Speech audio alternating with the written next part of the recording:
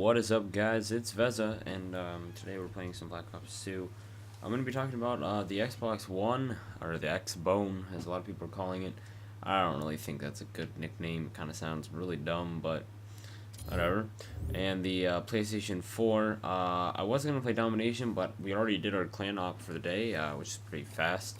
All you had to do is get most captures, and we were getting a lot, so I think I'm going to play Demolition, but I'm actually going to hop on to Elite real quick and check out what the one for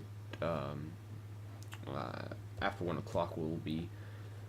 Because every day at 1 is when at 1 ends and then the next one begins, so. Be advised, hostile hunter-killer drone inbound. Hostile UAV anyways, above. So the Xbox One for me, well, I was just going to overview actually of the two. So basically, the reason why a lot of people are talking about it right now is because this week, or I guess including a little bit of last week, if you include like Activision's conference about Call of Duty Ghosts. I'll probably do a separate commentary about Ghosts. But anyway, why the reason that everyone's talking about this is because E3 is this week, and that's basically the biggest gaming like expo, I guess you would say, or conference of the year. Like, you know how Apple has their little thing, you know, Steve Jobs, he's dead now, but like, you know, he would come on and say stuff like that. It's just like a conference that is held every year, and I don't know how long it's been going on, probably for more than before the Xbox 360 came out. So I'd say maybe 10 years, I'm not really sure. But anyway, so it's just like Comic-Con, something like that. It's just like an expo where gamers go, and there's PAX and stuff. But E3 is like the main one for developers, and that's where they unveil their latest things, like new consoles, new games. That's the biggest place to do it. Now, a lot of people do it at PAX as well, but generally console releases are at E3. And we were expecting an Xbox 720, but it's now, we learned, it's called Xbox One. Announcements, stuff like that, but actually they decided to do it a little bit before, and then E3 was mainly for games for both of them. So Johnny, the thing about them both is, unlike last generation with Xbox 360 versus the PS3, even though the hardware inside was better, like statistically it should have been better, the way they put the hardware together, along with a lot of the problem with the software, made the Xbox 360 much better, especially for developers to make games for it, because it was easier to port for it, which is like a technical term for basically making games. So basically, the PS3 was harder for people to make games on, which is a big problem, because if a game's tough to make a game on, then developers aren't going to want to make it, because they aren't going to have the funds. It's going to cost them more money, it's going to take them more time and a lot more hard work to do the same thing that they could do on the Xbox One, or the Xbox 360, sorry. So a lot of people thought that the Xbox 360 was better. And then even when the games were on the PS3, they typically ran not as well. There was more like frame rate issues and stuff like that. Now, that's something you typically hear with PC gaming, but it does happen in console games as well, and with the PS3 there was more issues than on the Xbox 360, especially in games like Skyrim, you know, heavy intensity games for Xbox 360. Now, if you're a PC gamer, you might be like, well, I can run Skyrim max settings. Well, on the PlayStation and stuff, there is no max setting. There's just, like, you can adjust the brightness and stuff. There is no max setting and stuff like that. So, because it's all running on the same exact console. So, there is no need for variations, like adjusting the particle density and stuff like that, because it's all preset stuff. It's just Xbox 360 presets were better. So moving on to this generation, that was a quick overview of what happened last generation. This generation, the like statistics on the inside and the software, exclusives, just everything's a lot more close in the competition. Sony is doing a much better job of getting people to come over to them and do some deals, you know. Twitch did partner, which is a big deal for me, with the Xbox One. And the Xbox One, you can stream right to Twitch, right off the console. Let's go. Now, if Elgato still works now, I'm guessing that the Elgato will still be the way to go. I have a feeling the quality will still be better on the... I mean, like, I don't expect them to put a $150 capture card inside of the console, or otherwise the price would have been jacked up. Maybe it is, I don't know. They haven't allowed people at E3 to test the DVR inside, so we don't really know. DVR is like the same thing as game capture card, but we haven't seen anybody use it, so we can't really say anything at the moment. But supposedly, I mean, just by my thoughts and a lot of other people's thoughts, we don't think it's going to be too like a great capture card. We have a feeling it's going to be like a mediocre one. So even though it's a big deal for people that don't want to buy a capture card, it's a very good option, so they can go ahead and live stream whenever they want, pretty easily. But if it is, you know, better than the Elgato, then I'll go ahead and use that. We'll just have to see how that goes.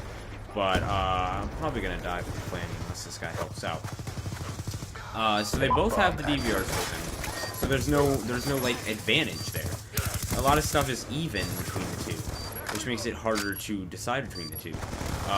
So both of the exclusives are not both. There's not only two exclusives. Many of the exclusives are very either there's a game like it that's exclusive to the other one, or it's or there's like a fun, like they're very equal in the not amount necessarily. I believe Xbox actually showed more exclusives, but I think the thing is that PS4 didn't show, like they just didn't show as many. I think there will be about the same, but it depends how kind of gamer you are. If you play a lot of different games, or if you just play COD. I mostly play COD, but I'm gonna try to be playing a little more single player games because a lot of the single player games look good, and I like RPG games. I just don't usually play them. I don't even know why I don't play them. I love them, but I don't play them. I don't know. So anyway, a lot of this other stuff inside is similar. The really only big difference is that the Xbox One is using like a more typical, a faster way to process information. So instead of the, you guys might not be familiar with how PCs work, but here's how it goes. So basically, you have to have the whatever you're running, the program you're doing, it has to go through the like the components of the system, you know, like the RAM and everything, stuff like that, and whatever it needs to go through. And then it has to go into a little part where it has the operating system, and then boom, it shoots out, and then you have your whatever you're doing, your Minecraft. Now this happens in, you know, split seconds, fast. So obviously you can't just like it's not like it's you gotta wait for that that page to get to the RAM. No, it just does it. With the Xbox One, it's like that. It's very simple. It's straightforward because what they've done is they've incorporated the use of, I think it's the Windows. There's like some new software, or there's like a new innovation that makes it so instead of the software having to go through the operating system, the operating system actually just what do you call it? It conjoins, I guess, joins with the specs to make it easier for processing to happen, which is great. That means that it's gonna run faster, on paper at least. Another thing that factors into it though is the RAM. Now the RAM, they both have 8 GB, which a lot of people will seem, oh, okay, so they're the exact same. No, if you're just looking at 8 GB, the number, then yes, but you have to look at another number, which is the frequency at which the RAM is actually running. The RAM on the, and the type of RAM. The RAM on the PS4 is I think it's called, it's like something 5. And basically, you know, how higher numbers are better, right? Most of the time, PC higher numbers are better. Sometimes lower is better, but like overclocking speeds, you know, higher is better. Stuff like that. But anyway, so with the RAM, the higher the generation. Yeah, I think it's generation. So I'm pretty sure that's what they call it. I'm not sure if that's exactly what they call it. So the PS4 is running Gen 5 RAM. So that's better. But the thing is, the Xbox, and that means that it has more processing power, which is great. Then you would like, oh, okay, so the PS4 is better. Well, no. So again, it's more complicated than even that. So we're getting more complicated as we go on. That makes it interesting with which one you're going to choose. Definitely. So, continuing. The thing is, the Gen 5, despite its performance increases, there is a special something that Xbox One has been able to do. I think this might have saved them money, but then again, it's $100 more. We'll get into that in a little bit. The Xbox One is $499 and the PS4 is $399. We'll talk about that in a little bit. Just hold off. But anyway, that might have reduced the cost since they were able to buy lower quality, cheaper RAM, despite it being 8 gigs. The frequency is still lower, like I said. So the thing is, that might have saved them some money, but what they figured is that maybe they even had intel, like from Sony, I don't know. But maybe they just predicted that Sony would go big all out with the Gen 5 or something. But anyway, so what Xbox did is or Microsoft, they threw in this extra little bit of memory. And you might be like, well, if it's 8 gigs, it's 8 gigs. Well, yes, but then they added in this 32 megabytes. A gig has 100 megabytes in it, by the way. So 8 gigs of RAM. And then so technically the Xbox One has 8 gigs of RAM and then an extra 32 megabytes, which is a little over a third of a gigabyte of special RAM.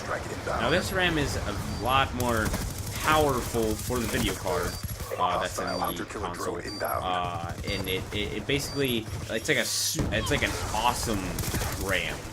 There's not much of it, but it's really good RAM for the video card. So that means that the Xbox One and the PS4 are once again more or less equal, and this side of things as well, because even though the Xbox One has that 32 megabytes of super fast RAM for the video card, which should make games play buttery smooth, the PlayStation 4 has more raw RAM power, which could make it better. But we'll have to wait and see just how good that 32 megabytes is going to make a difference. I honestly don't know much about that special video RAM. It's actually called something special, and I don't really know how much of a performance increase it actually makes. I hear it makes a pretty big difference because it's really fast, and I do know that the Gen 5 has been a big buff from increase in performance from the Gen 4s. So, and the Xbox, I'm pretty sure, is a Gen 3. So, if it's a big difference from the Gen 4 to the Gen 5, that means that there's probably obviously there's an even bigger difference from Gen 5 to Gen 3. So, I don't know. We're definitely gonna have to wait and see until we get some consumer grade products. Now, I mean, some people have been able to play on them at E3, but the thing is, they aren't like ready. I mean, some of them are like the actual console, but we can't run stress tests and how we're doing with live streaming and stuff like that. We can't run we can run a few tests. We can't run that many tests while they're in a glass case. So. There's that. This is gonna be a long commentary, by the way, because we got a lot of stuff to cover, man. It's 14 minutes long. You better stick around. Moving on, we're gonna talk about the price now, as I mentioned earlier. So, the PlayStation 4 is gonna be $399. Now at E3, I don't know if you guys were watching the live stream, but Xbox actually announced had their press conference first, or Microsoft did.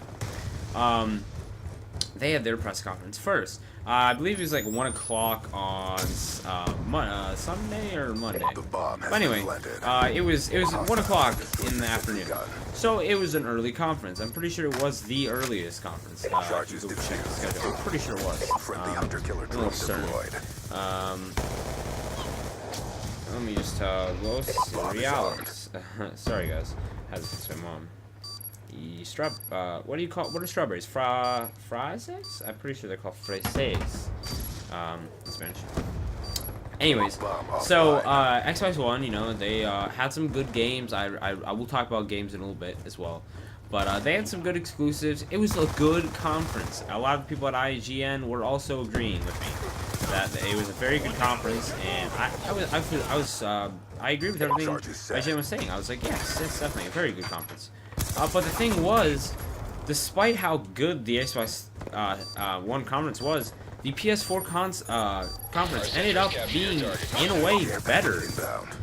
Basically, anything they did everything just as well as the Xbox One conference, but they even did everything that the Xbox One conference had wrong with it, and then they corrected it. So basically, it was like a perfection conference. The only thing that I really found that was pretty terrible at the it was a little bit unfortunate. It wasn't really their fault. One of the gameplay, I believe it was for one of the new exclusives. Like, it was a new game as well, and I was quite interested to see it. I think I actually just closed out a live stream for a little bit because people were like raging, and the crowd, people were acting so immature in the crowd when that was happening. But anyway, they were having some technical difficulties with the trailer. That's the only really glitch I saw. But anyway, so in the Microsoft conference, they kind of nonchalantly near the end dropped the price, or I mean, because they hadn't announced what the price was going to be, and then they kind of dropped it on you. They were like, so this November, so they did say the release date.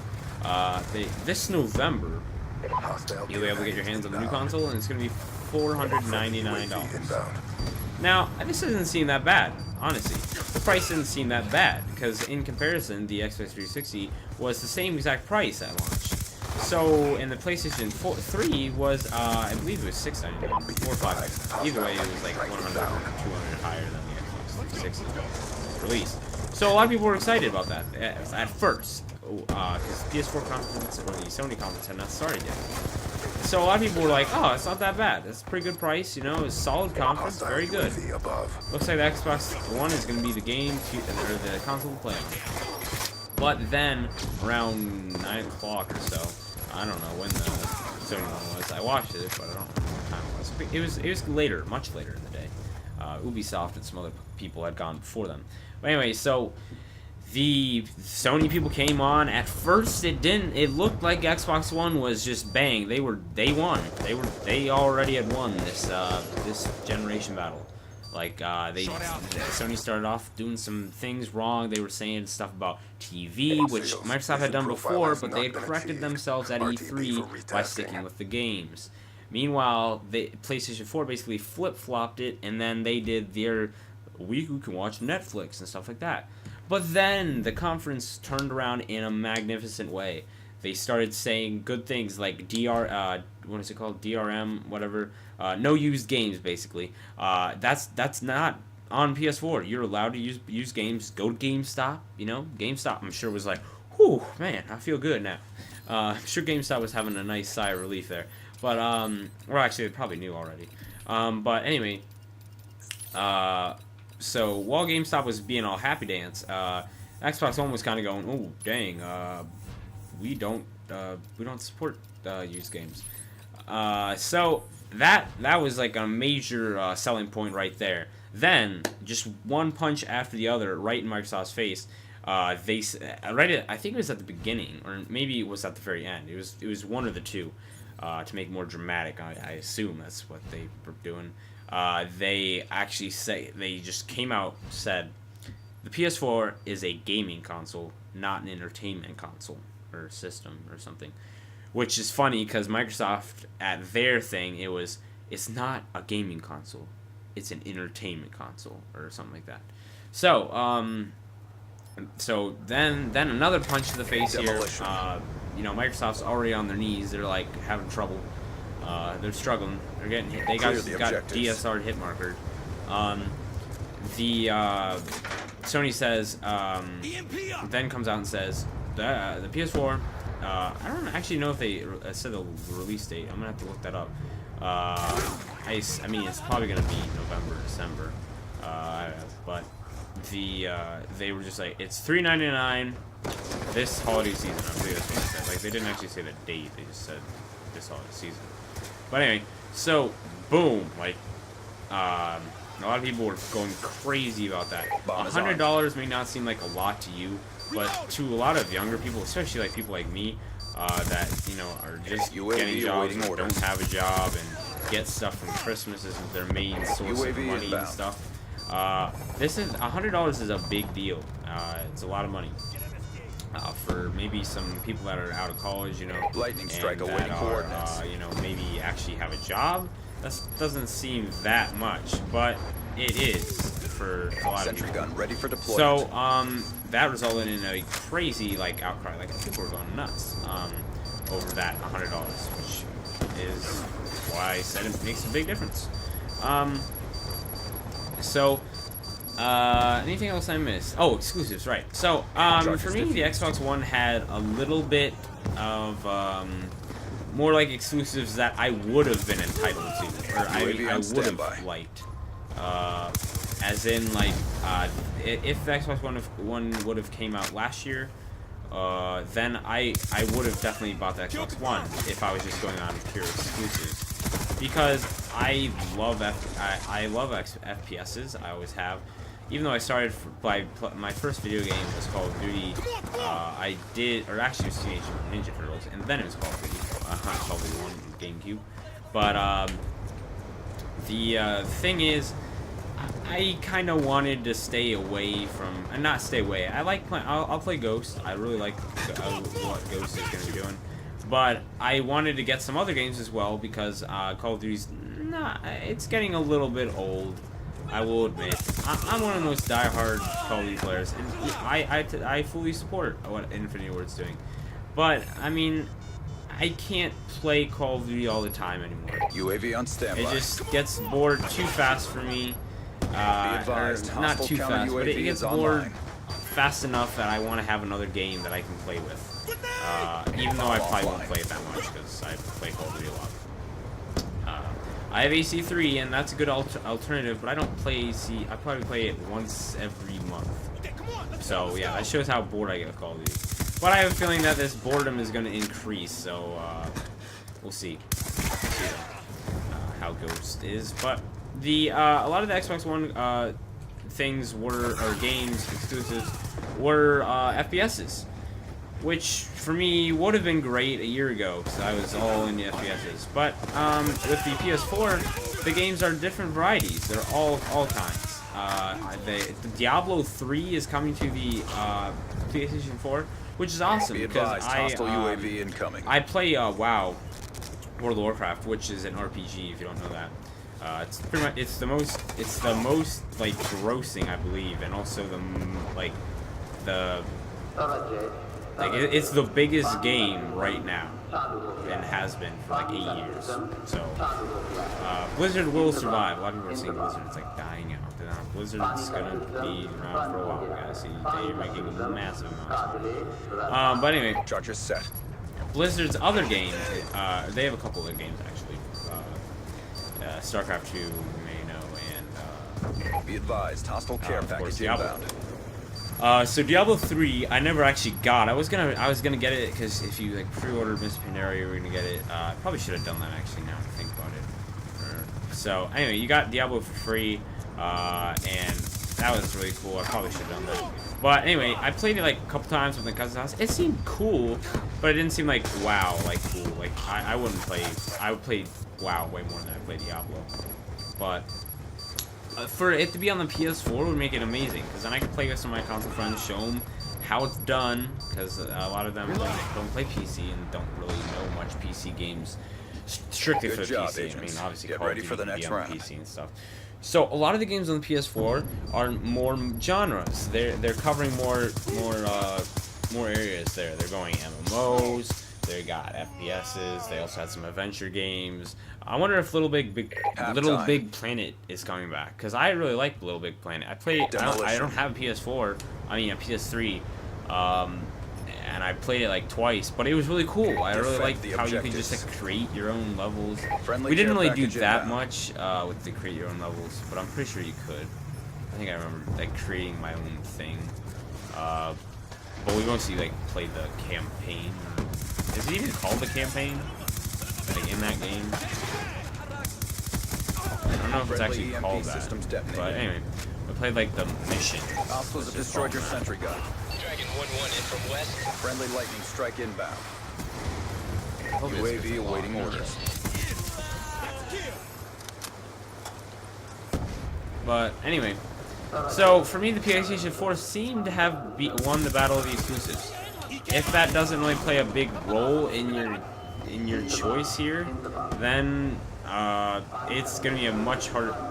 Friendly UAV. It's gonna be a much harder decision for you guys because that just cuts. Friendly hunter killer drone that makes deployed. them pretty much identical at the moment. Until we see some more like in-depth games, gameplays. Be advised, hostile stealth chopper inbound. And like how well the games run. A lot of people at E3 are actually playing most of the new games on the PC because you know the performance is better, and a lot of them are just like geeking out because they don't have good performance on their games, which makes sense. I mean, if you have access to a gaming PC, you would much rather like to play on that. So if they at E3 they have a $900 gaming PC, yep, you might want to be playing on that because it's going to be better than even the next gen. So final verdicts or final thoughts here. It's tough to tell at the moment. I kind of am leaning towards Sony this time, which is odd for me because I've never played like I've had a Xbox 360. I never had the Xbox original because I was pretty young at the time. Like I did have a PlayStation 1 and a PlayStation 2. So I mean, I don't know. I guess I'm kind of going back to my roots. I guess. I mean, I never really had an allegiance towards Sony. I never really had one towards Microsoft. It's just Microsoft had. I always went with the better product, and for me, it was Microsoft until now. I did have a GameCube. That was fun, but like once I got older and I like actually cared about how the game plays and everything, and where my friends were and everything, the Xbox was the better console to go with. So that's what I chose. This time around, it doesn't seem such. But here is my other final verdict that I want to tell you guys. The bomb has been planted.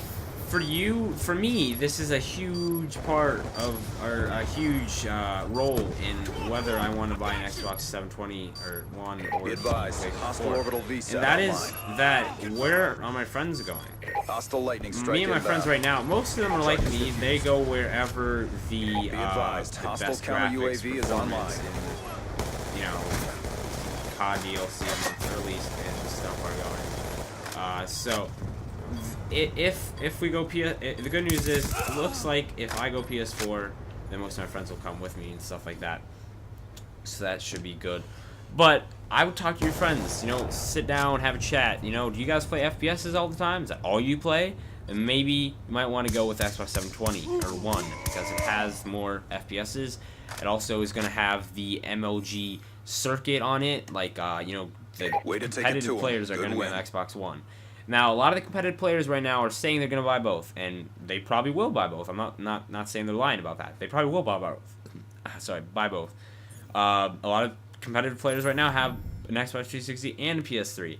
The thing is, they play competitively on the Xbox 360. So if you want to get into MLG and stuff and want to play on the console that MLG players play on the majority of the time, then go with the Xbox 360.